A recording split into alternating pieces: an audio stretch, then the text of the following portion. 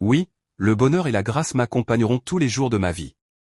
Ici, le bonheur et la grâce soulignent l'amour de l'alliance de Dieu avec un sens redondant. Alors, qu'est-ce que l'amour de l'alliance de Dieu?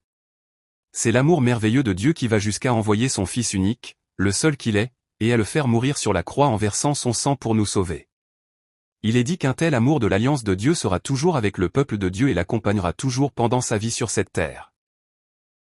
C'est-à-dire que si le corps de son peuple est faible et qu'il tombe, il le relèvera, et s'il crie et prie, il l'écoutera et lui répondra, et s'il manque de quelque chose, il le comblera, et s'il est au milieu de n'importe quelle souffrance ou tribulation, il le protégera, et quand il entendra cette parole, il la lui fera connaître et comprendre, et si sa foi semble chanceler, il le tiendra fermement, et enfin, cet amour merveilleux de Dieu sera toujours et à tout moment avec lui pour le conduire afin qu'il ne perde absolument pas sa foi au mérite du sang précieux de Jésus-Christ et qu'il puisse atteindre ce royaume des cieux.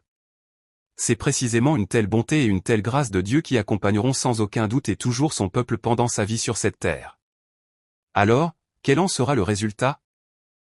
Et j'habiterai dans la maison de l'Éternel jusqu'à la fin de mes jours. Habituellement, dans la Bible, la maison de l'Éternel désigne souvent le temple où l'on adore Dieu. Mais ici, cela ne désigne pas un tel temple, mais ce royaume des cieux où notre Dieu réside. N'est-ce pas vrai? On peut voir qu'il n'y a pas une seule personne qui entre dans ce temple pour y résider éternellement. Au contraire, le peuple de Dieu entre dans ce royaume des cieux pour y résider éternellement.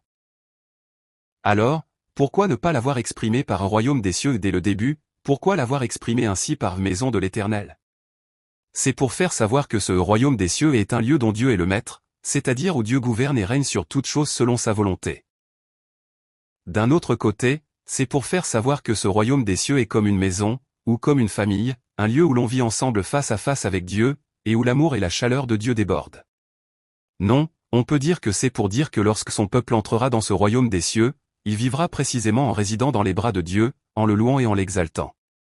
Aussi, ici j'habiterai est utilisé comme un accomplissement prophétique, exprimant une certitude future. C'est-à-dire que cette parole signifie que puisque l'amour de l'alliance de Dieu sera toujours avec son peuple dans sa vie, le peuple de Dieu entrera certainement dans ce royaume des cieux et vivra éternellement en louant et en exaltant Dieu.